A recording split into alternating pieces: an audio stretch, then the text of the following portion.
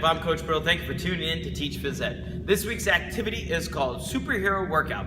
And if you remember back about a year or so ago, I did a Phys Ed Summit 3.0 and I did a version of this on there. And so I thought, hey, let me record that in case people haven't seen it. So in this one, I took my animated GIFs and I put them in a Google slide and I just gave it a fun little superhero theme because that's my thing. And so what our kids do is I put some arrows in there and I put down our repetition. So what my students would do is they would do the first row. So they would do bicep curls and the 20 bell jumps and 30 steam engines. When they've completed that first row, then they would go around and jog 2 laps.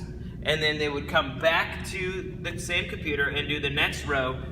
And then they would go jog 2 laps. And they'd come back and they would do the last row, and then they would go jog 2 laps. When they were done with this superhero, they would move on to another one. I've got 4 different ones set up. You can obviously have more or less. These animated GIFs are available on my Teacher Pay Teacher store if you're interested, or you can even make them yourself.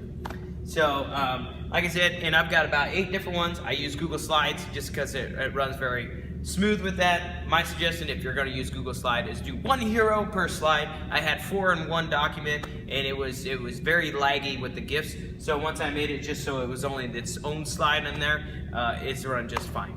So you can see, pan out real quick. You can see we have the kids. We have another one here. This is where they're doing their laps around the cones, and then I got 2 on the opposite side of the gym. Our students seem to really get into this one because I take up a superhero theme, and of course you can change the theme that you want. If you use Pokemon, you can probably do the same thing with that.